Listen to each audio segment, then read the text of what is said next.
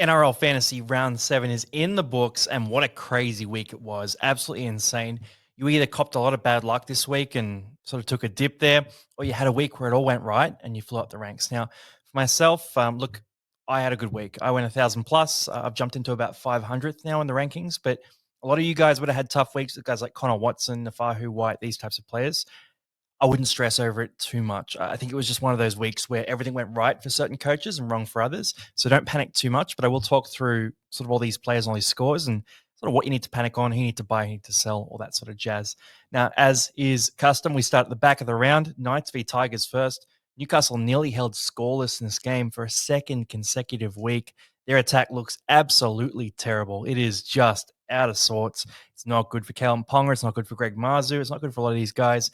Leo Thompson, Thomas Cant, though, through the middle. They absolutely pumped out some big scores. Now let's go through it. Terrell May, 79 points here. Oh, Leo's just burst in. 79 points in 71 minutes here for May. You've got 31 tackles, 4 tackle breaks, 5 offloads to hand, 2 forced turnovers, 156 meters run, a couple of penalties and, set restarts, but really no negatives to speak of. So this was a pure base game and obviously a bit higher end on the offload and tackle bust count. And then, forced turnovers aren't going to be there every week too. But for Terrell May, this was a pretty comfortable 79 points. And, oh man, it's hard not to captain him next week. So he'll be up against Parramatta. I posted a poll on the Instagram story. 87% of people, about 1,000 votes so far, said they're going to captain Terrell May next week. So if you want to go with him, I don't mind it against Parramatta, but I might look at a pod captain next week. I'm just sort of thinking about it. Look, May is going to score his 70 points, but Payne Haas versus the Warriors could be interesting. There's a few options we can look at there. So for Terrell May, he is de facto captain number 1 against Parramatta next week, but have a look at your pods as well. Kai Pearce-Paul, really good performance from him. Just a safe one here, right? So 41 tackles, the 2 offloads, 2 turnovers, 110 run meters. No negatives other than the 3 missed tackles there. So for him, it was real workman-like performance, and you could do worse than Kai Pearce-Paul. At 600K, I think he will average sort of low 50s, and he has some attacking stats in him at the right time, but man, Newcastle are looking rough. And the issue here now is that his 80 minutes isn't fully guaranteed. So Thomas Cant's playing good footy. We've got Dylan Lucas, who's one of the best back rowers in the comp right now. And it means that, there is that risk that he goes back to those lower minutes. It's not likely to happen, but it's something that's worth flagging. So for Kai Pearce-Paul, a pod that I do like and a guy who has a pretty good buy schedule too. He's a Pom, right? So he's not going to play Origin. Don't hate it. Leo Thompson was on our pod list last week. He was one I was very excited about. If I had 3 trades, I might have bought him last week. He's pumped out 2 55s in 3 games. In this game, he went 61 points, 58 minutes. That's 46 tackles, 2 tackle busts there, 1 forced turnover. So quite a few of those at the top here. And only 97 meters run. He has upside from this. Like, he could go higher than this. This is just a workman-like performance from Leo Thompson. He has a try in his game. He has an offload in his game as well. So could be even better than this. It really depends on Adam Elliott and Jacob Safidi's timeout, but Leo Thompson's someone we should be keeping an eye on. Thomas Cant, it is too late to go buy him, 100%.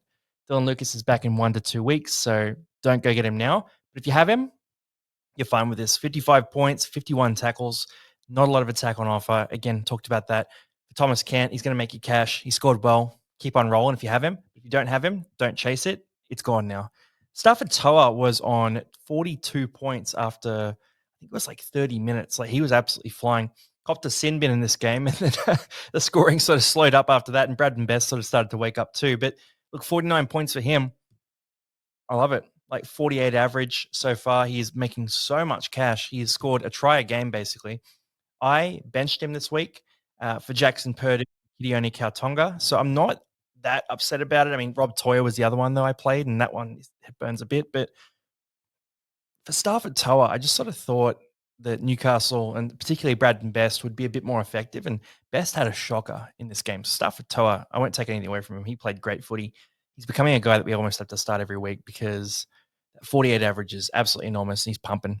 Fletcher Sharp saved the day with that try at the end. But again, good defensive work rate, 29 tackles, only 2 misses. So that defense is really carrying his base here. 93 run meters is very concerning, though. It's just not enough from him. And the only 3 tackle breaks as well. Like, I think Fletcher Sharp is sort of crashing back to earth a bit as Newcastle's attack really struggles. So unless they can fix their attack, I'm not interested in Sharp. Down the list here, Fainu, Galvin, Pole, all pretty solid here. Gagai with a 40. He had that sin bin as well. Coruscant, 40 points, 58 minutes. The thing with Coruscant is you almost want 80 minutes, but I don't think he's going to play 80. They don't need him to play 80, right? So as much as fantasy, we want him to play 80. It's just not something that's relevant in real life. And down the list here, I'm going to jump probably straight down to Ponga because, Mazu had the 5 tackle breaks, 3 offloads. That was pretty good for him. Just didn't have the attacking plays. So 35 is solid from him. They can fix their attack again. Luai, he's getting cheaper as well at 29. But then Seyfarth, 26. I think you can sell Seyfarth now. 29 tackles, 63 run meters. But he had the 4 missed tackles, the error. Just not enough, no tackle breaks, no offloads. Didn't eclipse 100 meters run. He has had some good attacking games in the past, but the cash has dried up now. So time to sell Seyfarth. Kalen Ponga, we got to talk about this because his 3-round average is now in the mid 20s, basically. So he hasn't cracked 30 in a month. It's been a while. It's been a long time since their bye. Actually, they had that bye in round 4. I mean, he hasn't done it since then either. So for Kellen Ponga, I don't know what you do here. Like, look, I'm going to talk to you about what I think. Because if I had Ponga in my team, I would be stubborn. So this is just a personal thing. I would be stubborn. I would say, you know what? I've already copped the low scores. I want to keep him so that when he goes big again, I can have him in my team. I'd be stubborn about it. The only thing that would change that for me would be if he was injured. So if he copped an injury, which he did look a bit ginger in this game. So if there's reports of an injury, you can sell. But if he's fully fit, he's the same Kalen Ponga we know and love. And you look at the stats here, 142 run meters is a bit low. The offload, only 1 tackle break. It's not great, but what I'm thinking about here is the question you want to ask yourself is this going to change, or is this a permanent change to the structure of Newcastle? Now, they changed their halves pairing this week, so clearly they're not happy with what's going on. They haven't won, over the last few weeks, and they scored 1 try in, 2 full games of footy. So their attack isn't working at all, which makes me think that they're going to change this, right? And the best way to change this would be that Kalen Ponga touches the ball more than once every 5 sets when they're in the red zone. It's just absolutely crazy how little he's getting the ball. So my view on this is they're going to fix this up and Ponga will bounce back. But I also understand if you're getting impatient, if you have a trade that you want to make, you can do it. But my view is you stick with Ponga. You've copped the buy already. You've got some low scores already. People like me who don't have Ponga, we haven't copped those low scores. We've risen up the ranks. I won't get Ponga for a while, and I definitely won't get him before that big score.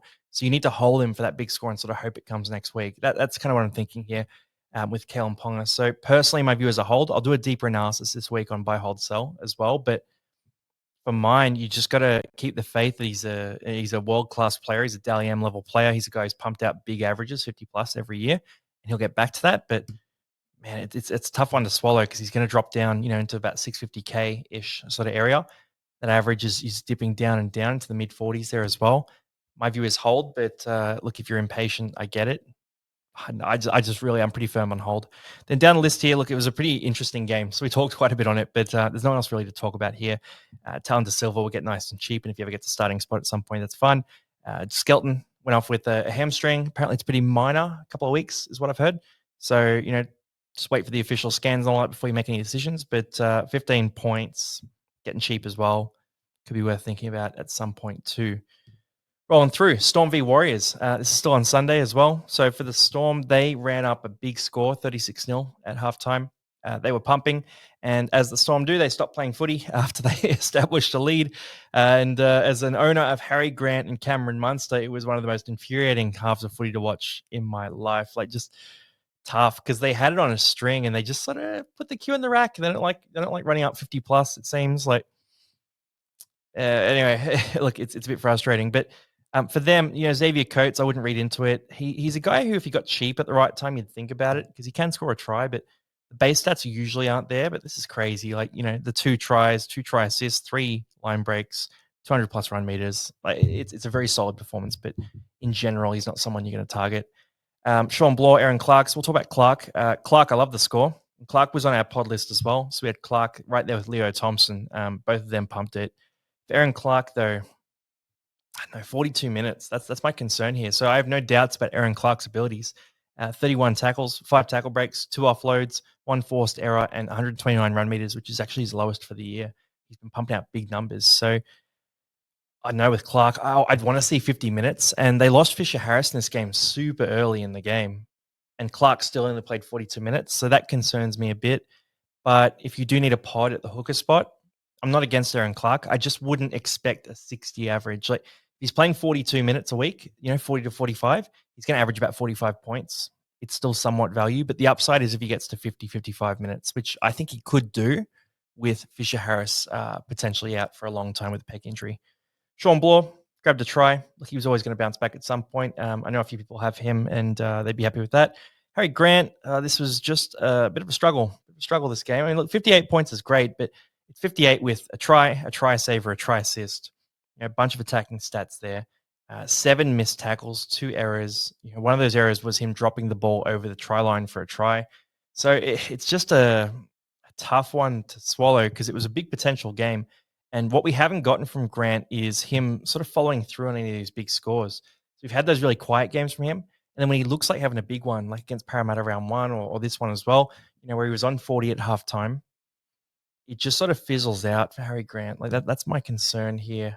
So I'm going to stick with Harry Grant. I've had him all year, and I'm going to keep riding the wave. But that minus 81K is not great. The 58 is solid though, so I'll take the score. But if you don't have him, I'd think about buying him. I'd consider it. I think he will bounce back, but the signs haven't been the best. That's my one worry here. And he did get up at Ginger a few times as well. So yeah, it's worth keeping an eye on him. But I've got him in my team. I'm not convinced. That's kind of where I'm at.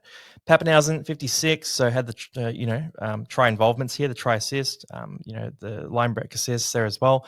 Had the 7 goals, which is good too. And then, pretty solid rounded set of stats here for him as well. But for Pappenhausen, that 56 is probably one of the better scores you've had from him so far. So round 1, he went better than that. But since then, he's kind of been floating around that 40 mark, even with tries and all that sort of thing too. So this is a better game.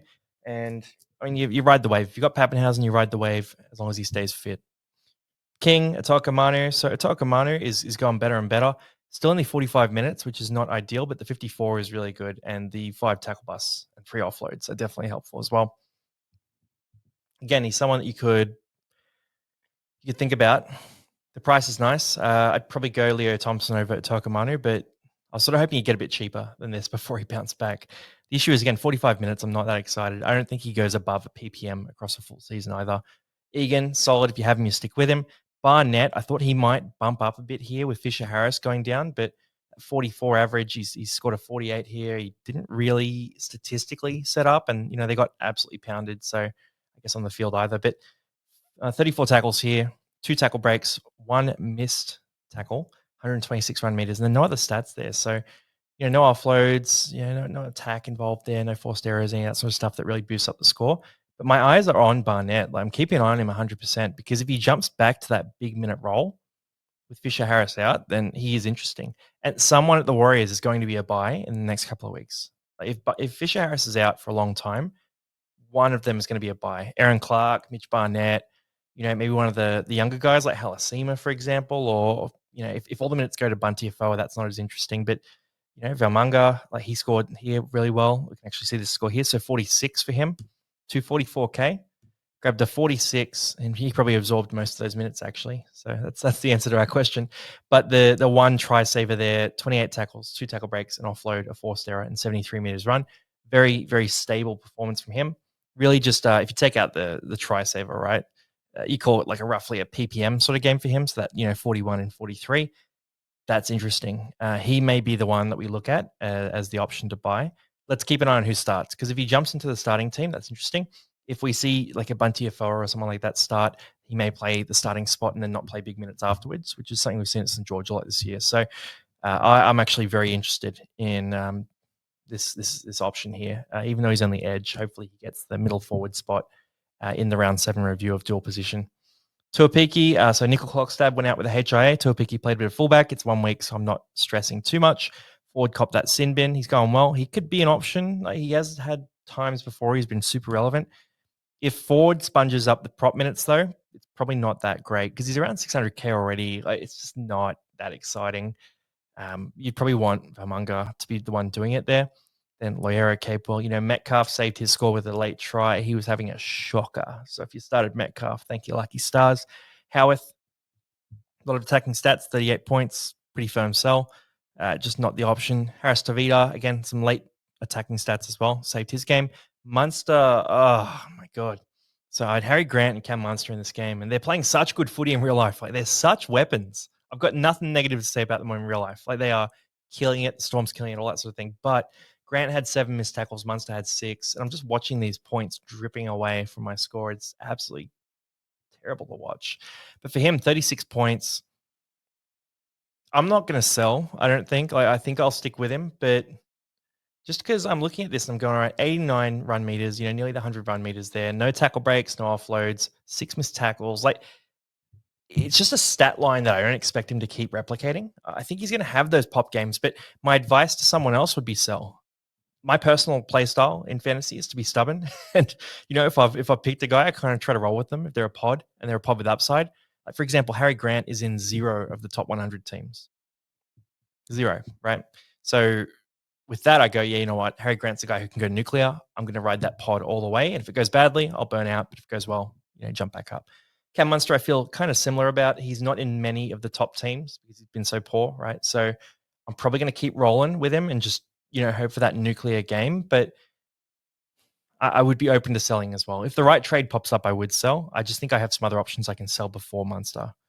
Then down the list, Afoa, he's pretty cheap, so it could be an option, but there's just a lot of guys here. Nikora, yeah, Halasima grabbed the try. Didn't really pump out too much in fantasy. Probably not the guy who's going to absorb those minutes. A bit more of an edge. He plays on the wing a bit as well. It's a bit strange. He sort of as a first grader as a winger in a way, but he goes well there. Leo, not that interested. Pompey, Kamitha Mitha, Leah Tower had a nice run in this game, but other than that, it was really quiet. Wishart's getting really cheap, which is fantastic for us because through Origin, he'll be really interesting. Jerome Hughes is someone I have to talk about here as well. So Hughes went off at halftime, precautionary. So he had a shoulder injury. He was sort of writhing around in pain, but apparently it was just precautionary. He's all good. And they just took him off because they were winning 36-0. So for Jerome Hughes, that 15-pointer, after he's already dropped 114K, he'll be down to, 650K week, whatever it is there. He'll be jumping down to the 500s. He will be a must-have. Jerome Hughes will be a must-have because he's a Kiwi, man. He doesn't play Origin through the Origin period without Munster quite a bit as well. He will be electric. So earmark Jerome Hughes as a future buy. And that's where I'm kind of like not that desperate to sell Munster because I'm going to be buying Hughes in the future anyway. I don't really need to move my halves around too much. I'll just stick with Munster, stick with Cleary, and just sort of hope they can turn it around. And then Fisher Harris, pec injury for him. So yeah, really bad news.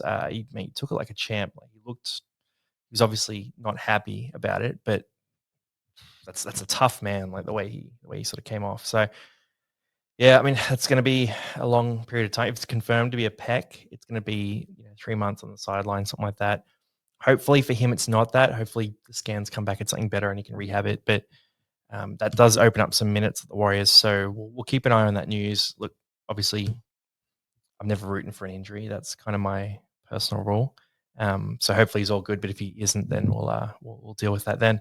All right, Eels and the Raiders. And another one who was on our pod list this week. The pod list went crazy, actually. It's like Aaron Clark, Hudson Young, Leo Thompson. So Hudson Young was on that pod list. We said he'd pump out a big score in this one, some big attacking stats. He's got a 69 here. So 2 tries for him. The line break. He had 6 tackle breaks as well. 156 run meters. And it was an interesting one because with Hudson Young, he's a bit attacking stat reliant at times. Like he's definitely a guy who can grab a try, but Canberra feed their back rowers. We talked about this. And both him and Nicholson scored tries in this game. We've seen Hosking score tries a bunch too. So yeah, for Huddy Young, probably a bit expensive now. Like he's just bumping up in price a bit more, but I don't mind him as a pod. And shout out to ABM who did captain him this week as well. It's an absolutely cracking call to captain Hudson Young. So that's a killer. Tarpanay, a lot of you guys potted up here too. That try he scored was the softest try I've ever seen in my life. It was, as a Para fan, I was so angry watching that try.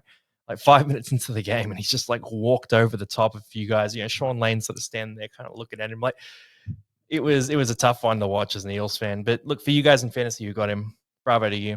I will say this score is not crazy good. Like it's okay, but yeah, you've got the try assist, line break assist.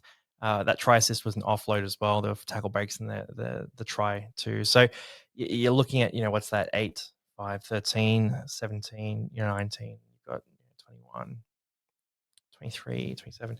Yeah, so big attacking stats there. So it was kind of like a 40 or a high 30s there without the attacking stats. But at the same time, there wasn't a lot of work on offer in this game. So only 20 tackles because Parramatta were just doing so little with the ball. So it meant that, that kind of was, it kind of shows the versatility of these two players actually for Hudson Young and Tarpanay. In games where there isn't the work on offer, they can turn into attacking stat guys. So yeah, really good signs for you if you've got Tarpanay. I wouldn't be rushing to buy him. I think both these guys are sort of priced at what they're worth. But if you want a pod, I do like them. I went Latrell last week instead. You got to spend your money somewhere. So if you like these guys, you can stick with them. Canberra also have really good buy schedules too. So they don't have a buy till round 15. So you can have 5 or 6 Canberra players if you want to have them. It's not going to hurt you. Like, you're going to be absolutely fine. We can deal with it, around round 13, round 14, but you don't have to stress about it now. It's an easy one to deal with. Ethan Strange bounced back, and we've been talking about him as a guy who's getting cheaper and cheaper. And 59K wasn't cheap enough for me to jump on, but this was the bounce back game for him. Solid enough. Doesn't have that center eligibility though, so not that interesting. Kautonga is one who I talked about during the week as one I'm a little worried about this week, because I thought, Hudson Young is going to absolutely tear that edge apart. And Hudson Young did tear the edge apart, but Kautonga wasn't the victim of it. So 42 tackles for him, only 1 missed tackle. You've got 3 offloads in this game. So we talked about his offload count increasing each week, and that's increased again. 97 run meters here as well with 1 error. For him, 57 points is great. So I made a last-second move with my team. As it was locking out, I went Riley Smith onto the emergencies, and I brought Kautonga into my 17. I'm stoked about it. That was a plus 27-point play, and that pushed me over 1,000 points this week. So I'm living happy. I think he's a guy that you can keep on starting. I still think these scores are a bit of a mirage. Seems reserve grade numbers. I would put him down as like a 40 average in general. So I think just don't get too carried away. He's still a guy you have to consider versus, Stafford Toa versus Purdue.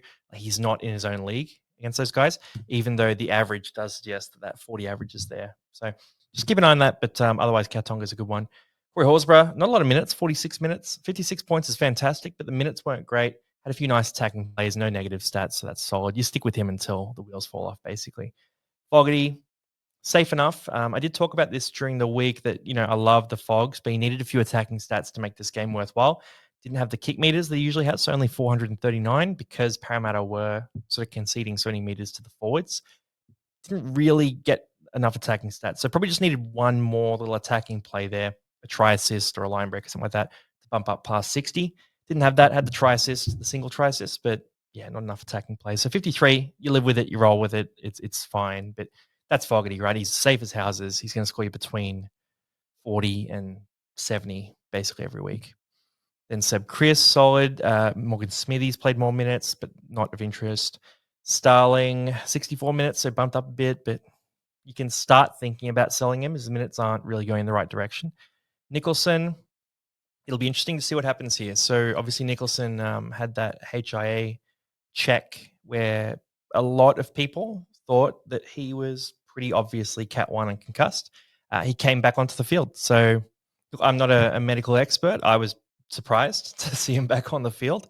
And he came back on. He was on, 5 points after 11 minutes when he went off. He ended up getting to 48 with a try right at the end of the game. Now, as someone who doesn't own Smithies, that try was a real burner for me. But yeah, if you've got Smithies, look, be relieved that that sort of broke that way. I would keep an eye on Hosking this week. So I think Hosking will probably get named on the bench. That would be my guess if it's this week, or Hosking might even just be sort of slowly brought back in. It might be next week. Like, there's no guarantee Hosking comes back this round. So for mine, if you're a Nicholson owner, you probably try to ride the wave one more week, unless there's, him getting benched or something like that. So just keep an eye on that. Kale Weeks, bit of a bounce back. He's lost a lot of cash. So if you were brave, you could go for this pod, but 43, it's not inspiring. Penasini, bit better. Lost a lot of cash too, worth an eye on. Tomoko. Simonson came back, pretty good from him. Hopgood, oh my God. If you've got Hopgood, you are not happy. Back-to-back weeks, under 40 points. He's been playing hooker a bunch. Stat line here, I just want to shout out a few things. No tackle breaks, no offloads. That is not Jermaine Hopgood at all. Like, that's not who he is. If I had Hopgood, I'd probably sell him. The role is not good at all for him, unless they change that. That first 20 minutes of hooker, it kills him. Like, he only had 49 run meters. He only had no attacking plays, just a tackle bot there, and he's not going to score well enough in 47 minutes when he has that 20 minutes of dead time where he doesn't get to attack. So I'd be pretty happy to sell Hopgood if I was you. But yeah, at the same time, he like, for me, I don't own him, and he's on my watch list 100%, because if he goes back to his normal role where he plays best, he'll be awesome. So if you don't own him, keep an eye on him. Moretti, no interest there. They're sort of playing musical chairs, or Walker, down to offhand gallery. Riley Smith. So again, this Riley, 38 tackles, 31 points. 38 tackles is great. You kind of want your hooker though to have the tackle count and then have a couple of extra points as opposed to losing 7.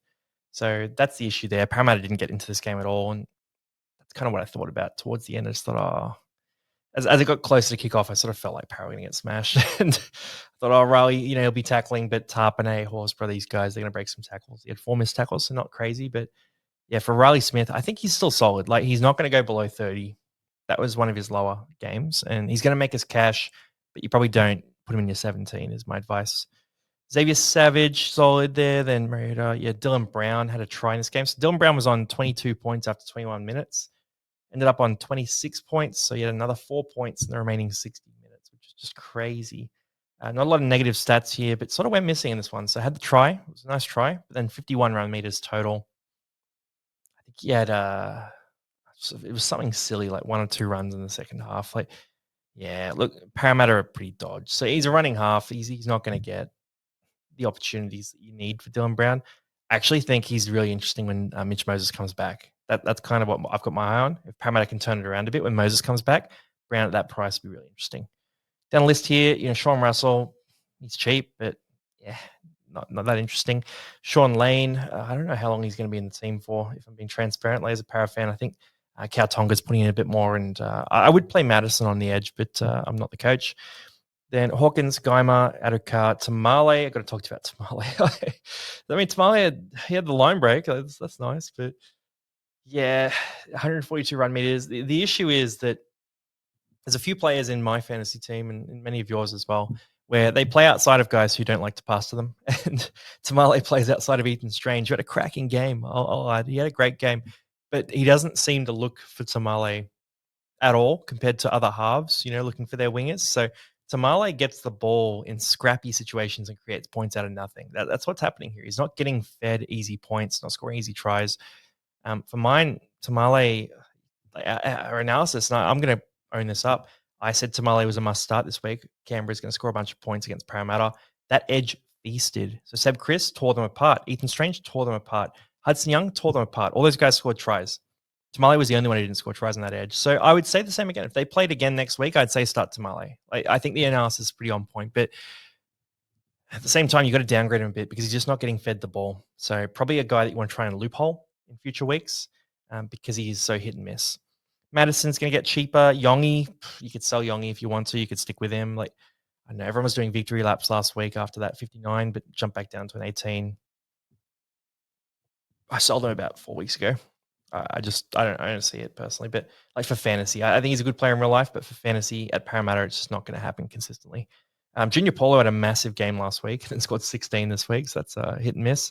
And Owen Paddy really quiet, but I mean, you're not running Owen Paddy in 17, are you? All right, next up, Rabbitohs and Cowboys. Jackson Purdue, what a man. What a man. 71 points here, 2 tries, a try assist, 2 line breaks, a line break assist, 17 tackles, 2 tackle breaks, no missed tackles, an offload, no errors, a forced turnover, and 134 run meters. Now, the scary thing about this performance was that Jackson Purdue could have done so much more. Like, there were periods of the game where they just didn't feed him the ball at all, and he was cooking on that edge. He was absolutely cooking at a massive speed advantage. There's a reason why I was telling everyone you got to start him this week. Like, he's that guy. And it was because of that speed advantage up against some slower centers for South Sydney. So they're running, Jack White and Ewan Aitken this week, right? Like, those guys are a bit older, from other positions, don't have the pace of Purdue, and he absolutely cooked. So for Purdue, probably a few questions you can ask. First one is, do you start him next week? No, he's got the bye, but he's going to be a great loophole for us. But is he a starter going forward? I mean, look at the average here. It's a 42, so it's pretty solid. It's definitely been coming up. He's a guy who I think, with the upside that he's displaying, is someone we want to try and start most weeks. So yeah, for Purdue, I think he's generally going to be a starter. For this week, I'll talk to you about it later, but it'll be a situation where we can do a positional loophole. So you can loophole on the bench with him being on a bye. You can also loophole the center position as well. So there's a lot we can do. It's very exciting this week. Robson, 69 points here. He's really turned it around and been in form, 135 run meters. He was on fire in this game. Latrell Mitchell, I got on Latrell this week, and it's a weird one. It was a weird one to watch. Like, he sort of did some good things, but then was out of the game a lot of it as well. They lost this game. He had the 2 try assists there, kind of effortless really for him. Didn't really defend, 4 tackles. The 715 kick meters was the big thing that really bumped up his score, but he sort of effortlessly pumped out this 63, right? And that's kind of why I got on Latrell because I thought, you know what? He's going to do all the kicking there. South Sydney's a good situation. They're going to score some points in general as well, goal kicks. He'll get to, 50 odd without really doing that much and then has the potential for attacking plays. Now, the issue here is he didn't have that many attacking plays. Like, second half, he had that run. It was about 33 minutes into the half. It was his first run of the half, and he set up the try for Jai Gray, right? So I think they're going to look at that and go, you know what? And the positive thing they're going to say is you got to run the ball a bit more, back yourself. Stop sort of popping it on, trying to turn a quick pass. Just go yourself, mate. Truck some guys. Like, you're an absolute freak. The negative, though, I think, is to get the most out of him, they might have him kicking a bit less next week. So we're going to see Sullivan out suspended from next week, unless he fights and wins. So Sullivan most likely out suspended. We're going to see Dodd most likely come into the halfback spot. Dodd will probably do a bit more kicking than Sullivan did. So that's what I keep an eye on there. I think Latrell, we're going to see more attack and less kicks next week. That's just my initial read. I haven't heard anything from South Sydney. Just from watching the game, I sort of felt like that's what they might steer into. Jai Gray here. Oh, so for on Latrell, by the way, I do think he's a good buy option, though. I think he's a good buy. Bit of a pod right now. So I jumped on last week. I was hoping for a bit more than 63, but look, I'll take 63. You can jump on if you want to as well, especially if you're looking for a wing fullback too. Jai Gray is going great, but you can't target him. He's going to lose that spot at some point pretty soon. Jai Arrow bounced back here. So had the game at center last week, was quiet, had the try this week, so killed it. Ruben Cotter, bit of a bounce back for him as well. He got cheap and now he's scoring well, but they got the buy now, so he plays Origin. It's not that attractive. Scotty Drinkwater, 55. Again, solid for him. I was hoping to get a bit cheaper before Origin. Mama Zealous, bit of a bounce back game from him. So 46 tackles here, had the couple of tackle breaks, the offload, the forced error, and 60 run meters. So that's good from Mama Zealous. You can absolutely live with that. Then Tommy Dearden, again, we talked about him getting really cheap. He's had a bit of a bounce back few weeks now. And the 4 forced errors is crazy. 16 points from forced error tackles from Tom Dearden. That's he put some shots on in that game, but I didn't realize it was 4 forced errors. That's awesome. UNA can grab the try. No interest to me until he's playing in the back row for 80 minutes, and I was hoping he'd get a bit cheaper than this as well. Murray Talangi, bit of a bounce back. McIntyre, Tamalolo, Hubner. You guys know who he is. Hubner, 42 points in 47 minutes. This is a bit more normal for him. I still think there were a couple of injuries there that, sort of did knock. I can't remember who it was. There was a HIA for Davey Moale, and there was something else there as well. So Hubner's minutes were inflated a little bit, is my view. I still think 40 to 45 minutes is where he sits and 35 to 40 points. So he's a very safe option for your bench, but these injuries have been inflating his numbers quite a bit. So just keep an eye on that. Still a solid option. 42, you can absolutely live with that. Then Totola, meh, not that great. Kalamatangi, really quiet from him. Sullivan, again, like he wasn't doing any kicking, right? And had 67 run meters, just not enough for you there. Havili, O'Donnell, run list. Nanai is just losing cash hand over fist. Clifford returns to norm. So a lot of people talking about Clifford last week. I'm pretty firmly against Clifford. Hasn't done this in the past, and that scoring was a bit of an anomaly. Back to a 28 there. So still had quite a few kick meters, but everything else sort of normalized for him. So yeah, avoid Clifford 100%. And Duncan, Whiten, Kepi, there's a bunch of guys down here. Moale, 22. LeBlanc, he's a PPM guy, just didn't get the minutes. Derby, McLean, Johnston is going to get really cheap as well. And Tass, 7-pointer. If you got on that pod, well, not a happier man, are you? All right, the Sharkies and the Seagulls. Hazleton, top scorer. And it's always good to see a big, bald man at the top of the list here. Obviously, I'm going to root for that. But yeah, for him, grab the try there, 6 tackle breaks, no negative stats, basically, a 67. I've got no interest at all in him in fantasy. Like, he's expensive for what he is, doesn't get the minutes, so don't jump on that. Unless Fanua Blake's groin injury is concerning, then you might think about it. But even then, at that price, I'm not super keen. Luke Brooks, 57. I'll shout out Rob, who's very keen on him. So at some point, maybe through the Origin period when Trey Evans is playing Origin and all that. But yeah, for Brooksy, solid. Garrick, really solid as well. Didn't have the big attacking plays in this game, but still scored a 56. Big run meters here. Just a wide set of stats for him. Trey Evans, a 55 with the try. Kind of meh. In terms of fantasy scoring, we know what he can do, and he's not really pulling it out this year. Falalo here with the try, 2 line breaks. There's a lot of shuffling in this back line for Manly, and I don't think it's going to be long enough for him to get on him. So that's the concern there. I wouldn't do it. Braley at 52, all defense there. Nico Hines at 51. Again, Nico, like I'm watching Nico and I'm waiting for the explosion. So in this game, it's a 51 with no attacking stats whatsoever. Like he had some tackle breaks, a couple of goals, but that's kind of what I'm watching. Like he's just not grabbing any attacking stats. And if he does start to do that again, like these 40s and these 50s just jump up to 70s and 80s, right? So I'm keeping an eye on Nico, but I haven't been swayed yet.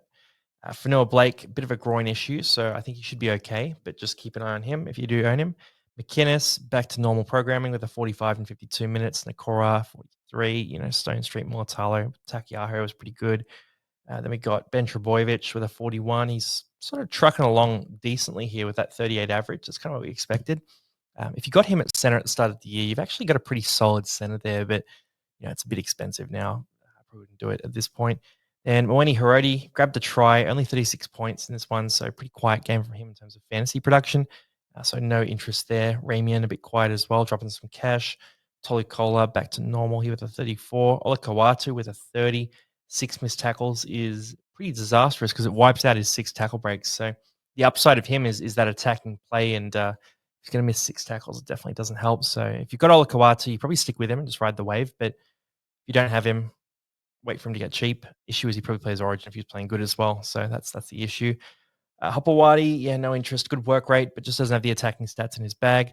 Tommy Talau, we know he's the GOAT, the absolute legend. Good to see him get back in with 21 points here. 200 meters run just didn't translate to a big fantasy score.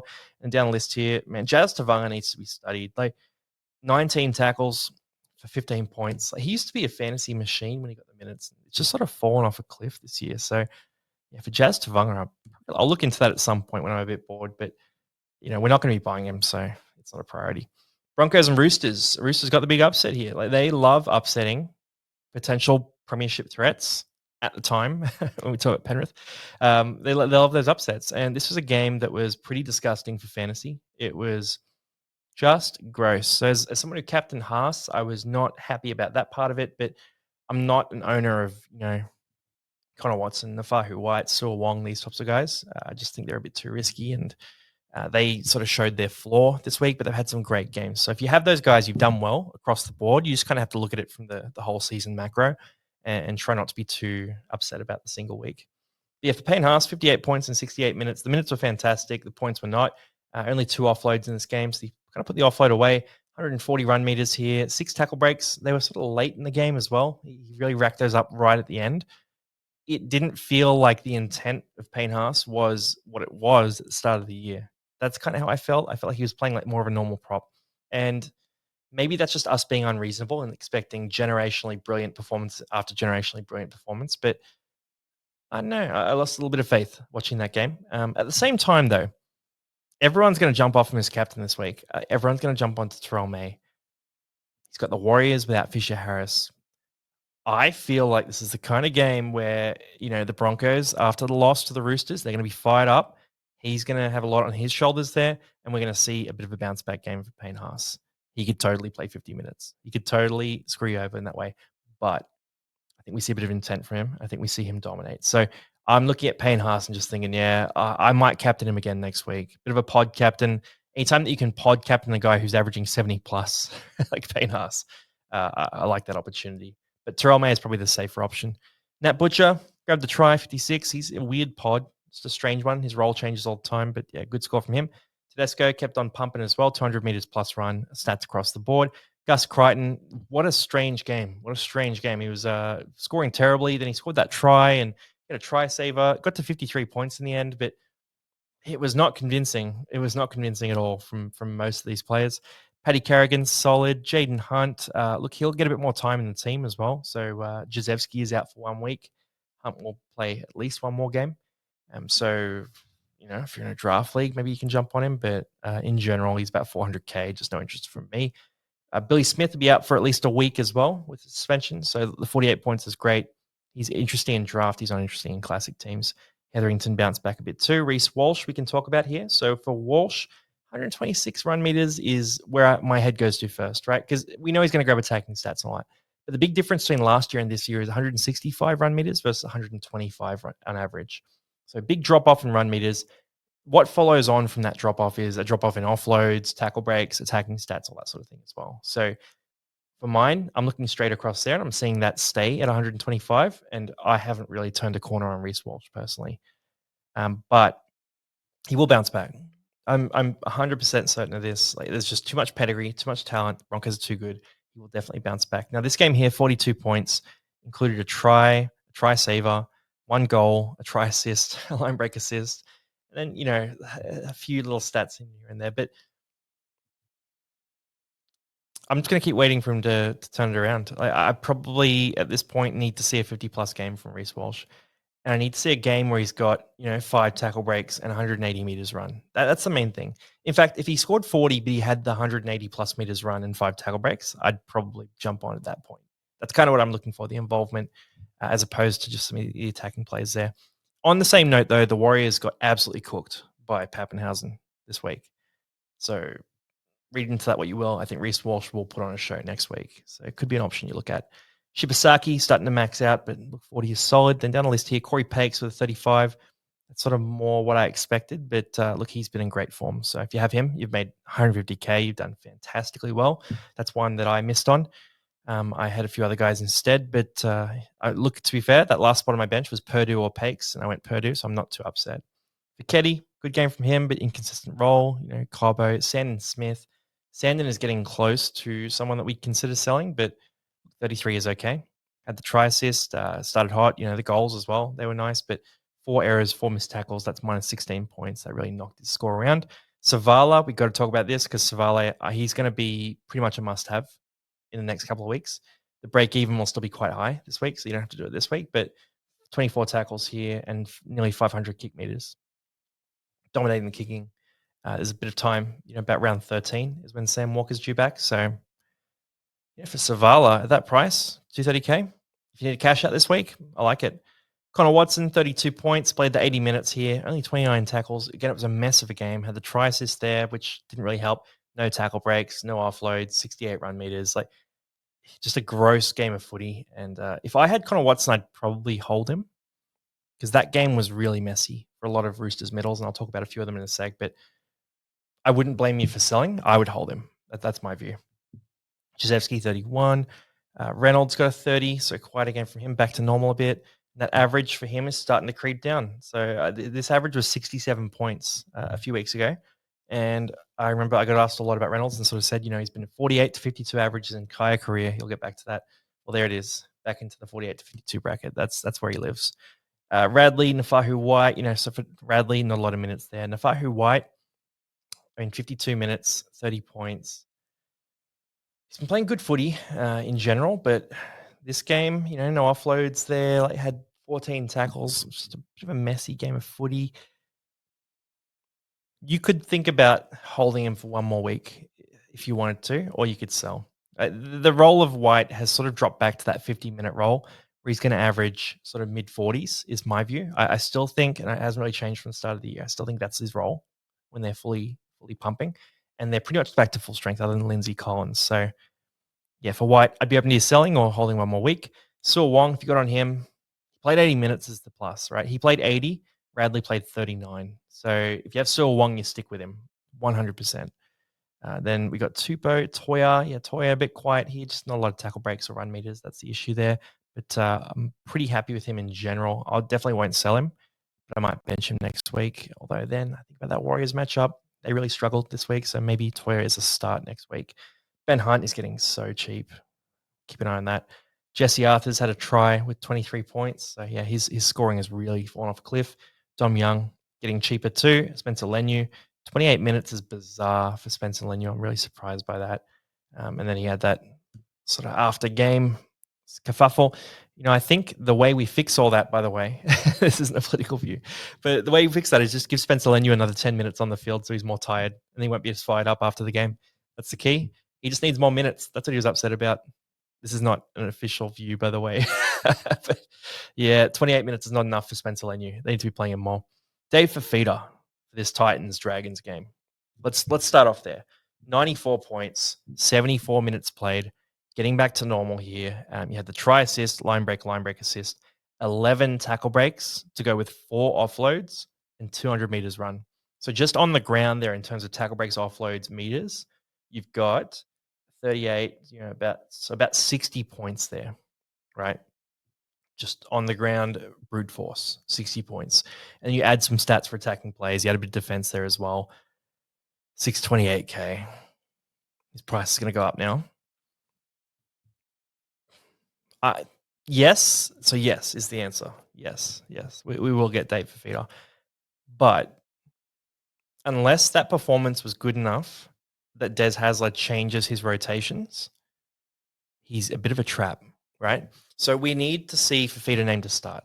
Because what's happened the last 2 weeks is they've had injuries in the back line. They've run Bo Firma at center, and Fafita's come into Bo Firma's spot. What will happen going forward is Bo Firma's not a center, and he got exposed a bit at the center spot. He's one of the best back rowers in the game, Bo Firma.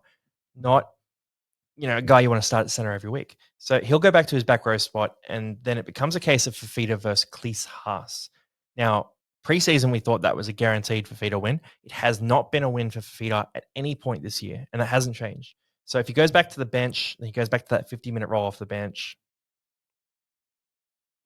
I don't know. Like the upside is massive. Like he can go and score 94 points. He can go score 100 plus any given week. We know who he is. But the downside is he goes back to that 50-minute roll. So if he starts, he's a must-have. If he's on the bench, it really is a coin toss. Like you really got to think about it. At the same time, he will never be this cheap again. Fafita will never be 600K again. This is not going to happen again. So you got to take advantage of these opportunities, and I'm pretty excited about getting Fafita. Hopefully, he gets named to start, and we all just jump on. It's super easy for us.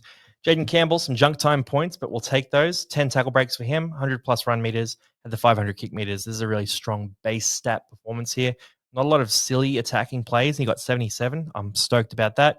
Dylan Egan, 76, had the try there. So we talked about Egan, and he was a must-have, must-buy, must-start. That's all I've been saying all week. So hopefully you guys heard that and started him and got that 76 points and got yourself started hot. I didn't expect 76. I'm going to be fully transparent. I thought that he would play a few more minutes than usual, maybe up to 60 minutes. And I thought the score would be, in that 45 to 55 bracket. That's kind of where I saw him. Scored the try, played 79 minutes instead. Better than I expected. Luckily, he was in all of our 17s, so we live happy with that. Work rate is crazy, so he can score tries, but then also make 50 tackles, 100 plus meters run, tackle breaks, offloads, all that sort of jazz. He is just unstoppable. And the Dragons played great in this game too, so they'll keep him in there, right? That's what I'm looking for. Them to win, them to think, yep, that's a good strategy. We'll do that going forward. Luciano was really good off the bench too, so it worked out perfectly.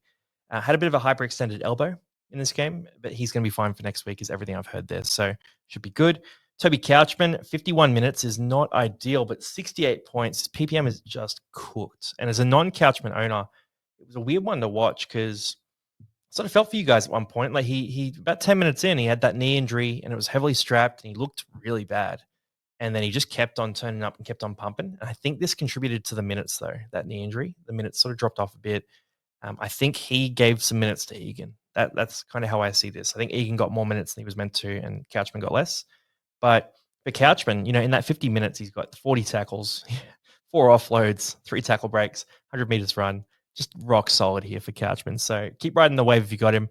But that knee issue, for me as a non-owner, is enough for me to say I'm probably not going to jump on. I just reckon you guys who have him, you've gotten some awesome scores out of him. Like you've scored really well.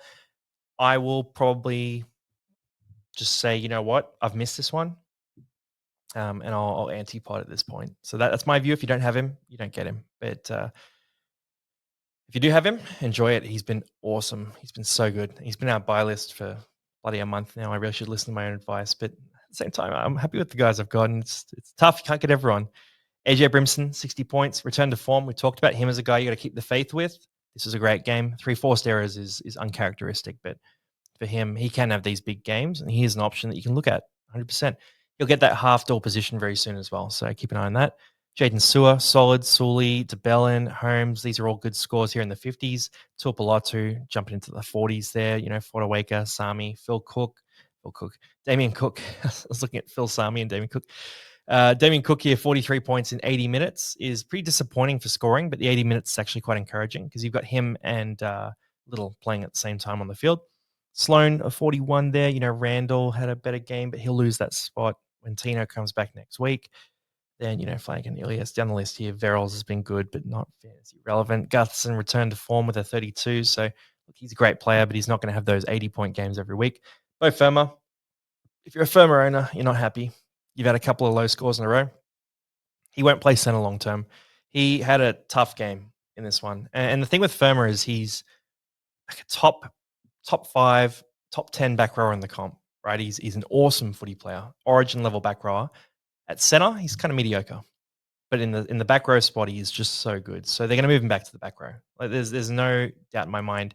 Khan Pereira is due back either next week or the week after.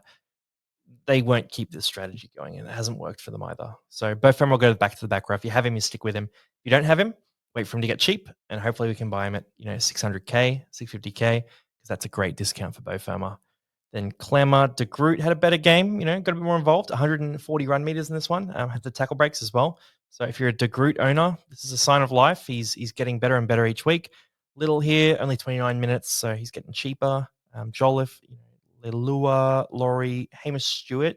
Stewart's role has sort of faded away a bit with Egan being so good. So you could probably think about selling Hamish Stewart at this point. The 36 minutes is just not enough for him. And the 5 missed tackles definitely hurt the score as well.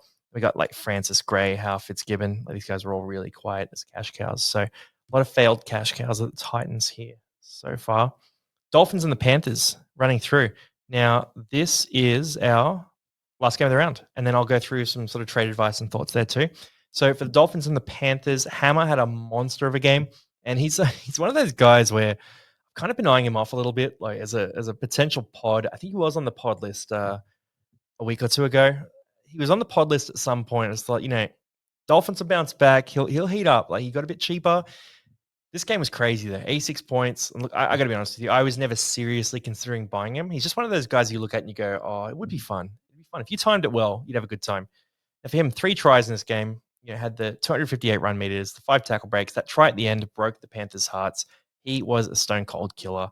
I wouldn't go out and buy him. I view him quite similar to Gutho, which is another one that's a fun pod, but they're going to have those quiet games as well. So unless you think Dolphins are going to go on a rampage, if you think that, you can get Hammer. But if you don't think that, then don't do it. Isaiah Yeo, 78 points in 77 minutes. So he went off for a 3-minute rest, then came back on.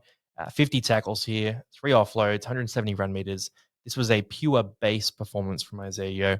He nearly pumped out 80 points. So Isaiah Yeo is that guy. I bought Isaiah Yeo 3 weeks ago, and I'm loving life. I'm loving life. It's 3 weeks ago I was ranked 12,000. I'm now ranked 500, and I give a lot of the credit to Isaiah Yeo. He's been great to have. Lindsey Smith, 60 minutes, 68 points, came off the bench, which was a bit concerning. And he had a quiet game last week, but he bounced right back this week. So again, not someone I'm targeting to buy. I just think he's too close in price to like someone like Isaiah Yeo. So I wouldn't be targeting him as a buy option. I also think he's a risk of playing Origin too. So yeah, it's one where if you have him, you ride the wave. But if you don't, I think it's too late. He's already made a bunch of cash for you already. Then Averillo had one of those big games. Marshall King, talk about him, 52 tackles. Minutes are kind of going up, but he hasn't played 80 minutes this year. So I want to see Marshall King play 80 minutes before I considered it. Nathan Cleary, 53 points here. And look, the stats aren't too bad. Like, you got the try assist there, the 14 tackles, only 1 tackle break, only 1 offload, and then 157 run meters. So he's doing a lot, but the kick meters weren't there either. Just a bit of a messy game for them. I don't know. With Cleary, like, I haven't been captaining Cleary this year. So I think I captained him round 1. Other than that, I really haven't been sort of having the faith in him as a captain option so far this year. Now, who do the Panthers play next week? They are up against. Actually, I want to check this because I do want to comment on him as a captain option because Terrell May and Payne Haas are both really attractive. So is Cleary in the conversation? That'll depend on. He's got the Roosters next week. Roosters is not a great matchup. They haven't been playing good footy, but they have been good defensively. So you could run with Cleary. Like, they're going to rock up, and they've lost 5 games in a row. There's no way they're going to keep losing games. But at the same time, I did tip the Dolphins in this game, so maybe I will tip the Roosters. I don't know. If you want a super pod captain, Cleary is that guy. Roosters is not a bad matchup, but it's not where I'm going. Herbie Farmworth at the 50. So again, rock solid from him. He's been pumping out numbers. Max Plath, 50 points is great. 56 minutes is not appealing at all. So he's not someone I'm targeting. Isaiah Katoa with a very safe 48. 61 run meters is a bit concerning, but in general, look, the 48 is fine. You live with that. Dylan Edwards came back, scored a 47. He's going to get cheaper, but he plays Origin. They got the buy around 11. Too little, too late. But the 250 meters run, 9 tackle busts, that's just Dylan Edwards' prime right there. Isaiah Papali'i playing prop still is one of the biggest mistakes being made in the league right now. It is a joke that he's playing prop. And look, I know I'm not the guy who's won 4 premierships in a row as coach. that's Ivan Cleary. But as a para fan, I watched Isaiah Papali'i very closely for a number of years, and he was awesome on the edge. I think he would straighten up their attack quite a bit, and I think they need that desperately. He's also got an offload in his game, so especially on that left edge, some playmaking would help. But yeah, I think he should start over Sorensen in the back row. That's my view there, and I think at some point they're going to realize that too. And at that point, I will buy Isaiah Papali'i. I'm certain it happens. I just don't know when. Sorensen here, better game from him, but 55 minutes. Yeah, not interesting for fantasy, even though he is getting quite cheap. Casey McLean. Oh, Casey McLean. As a Jenkins truther, this is one that hurts. So McLean, look, he's a slasher, right? Like he's a good ball runner. He's got his 3 tackle breaks here, 125 run meters. He got the try there as well. He looks good, but there's just been too many moments where he's totally ignored Jenkins. Oh, I think he'll figure it out, or maybe they'll swap Jenkins to center. Like it's egregious right now. It's absolutely crazy. So I don't know if he keeps a spot. Like it's a tough one. He's really hurting Jenkins, but I wouldn't be buying him for fantasy. I think his job security is non-existent. Down to Liam Henry. Dan Safidi is a pod that people were looking at there. He didn't end up making our pod list. We didn't end up including him. We went for Leo Thompson for these other guys instead. But yeah, this is just a real base game from him. 40 points, 50 minutes. What are you going to do? Blaise Talangi won't keep that spot, I wouldn't expect. I think Jack Cole will come back into that spot. Gilbert played on the edge, but only played 55 minutes, 36 points. He is a firm sell now. So you haven't sold him already, sell him now. Felice Kafusi, Funafuaki, Funafuyaki's quiet. Jenkins, and again with Jenkins, like I'm cool with Jenkins. I'm enjoying Jenkins. So 186 meters run. He's got his tackle break offload, no missed tackles, and a couple of line breaks there as well. But for Jenkins, he's doing his work. He just needs to be fed some of those tries because he's run the line for an open try like 6 times in the last 2 weeks and just not been passed the ball. So that's my worry there. But hopefully they fix it up and he starts scoring some of those easy tries or goes back to center. I don't mind either option. Sako, yeah, pretty weak. Nichols, low score. Isaac Tungo is getting so cheap. He's getting so cheap. He'll be under 400K this week.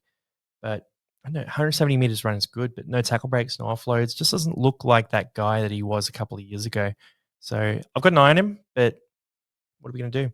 And then Schneider, Bostock, a bit lower as well. Liam Martin, 18 points is pretty low. Like it's kind of surprising to see him score 18, but not super fantasy relevant. And then Garner off the bench and Alamotti with 11. If you got on that Alamotti pod, I know a few people were jumping on that. You had some good weeks, but this was a bad one. So look, overall, guys, from my perspective, I don't know. I'll jump across my team because there's a few guys we're going to talk about here. So on the end of the bench, there's guys like we're going to get 3 trades this week. Is the first thing I'm going to say. We're going to get 3 trades to use, and I don't want you to freak out when you get 3 trades and just try to force players out. That's kind of what my view is here. So you want to have a look at this and sort of go, right, look, Stafford Toa, he's not peaked. He's making cash, right? Hubner, not peaked. He's making cash as well. Keep riding that wave. Riley Smith, he's not scoring the best, but he's making cash. Keep it going. He's very cheap. All good. Sandon Smith is one you can think about, but at the same time, the goal kicking was there. He had a few more kick meters as well. You could consider rolling with him a bit longer. I'm okay with you selling Sandon, right? And like Kautonga, he's making cash too. I think it's silly to trade guys like Harry Grant or even Cam Munster. My logical answer is you just ride the wave because we know who Munster is and he'll bounce back, is my view. But yeah, and then Rob Toyers, people talking about selling him. I wouldn't be doing that. He's pumping out nearly a 40 average. He had a quiet game last week, but he is all good as well. You know what I mean? And then like Tamale, you could think about selling Tamale at that price. He's not getting the ball. He has so much potential though. That's the issue there. And, you stick with Jenkins, you keep him as well. But look, overall, I'm just sort of thinking like there's a lot of people asking questions about selling Horsburgh, all these guys. Mama Zealous, I've had a few people asking about selling him. Like, I just reckon you don't want to panic too much on these guys. So a lot of us have a lot of cash in the bank. My initial feeling towards my team is I might just make one trade and just go Sandon Smith to I probably can't afford it, but Sam Smith to Dave Fafita, I'm close to affording that, something like that, because I got about 200K in the bank. So think about those kinds of trades. Is my advice there. I wouldn't be forcing guys out like Tamale, Jenkins, Toya, Riley Smith. Like, you don't need to force these guys out. They've got some potential. Break evens are still relatively respectable, so you just ride the wave with these guys. The other thing I want to talk about here is Purdue. So he'll be on a bye this week. So Purdue, remember your loopholes. You use them in interchange 4 there, and you play your loophole player in emergency 5. You can also run a center loophole with someone further down the list and have him in the starting spot, and they can sub into that center spot. So we'll talk about that this week as well. Bit of advanced loophole strategy for you. Overall, guys, good week. Hopefully it was a good week for you. I'll see you guys in the next video. Make your trades and get into it. Peace, guys.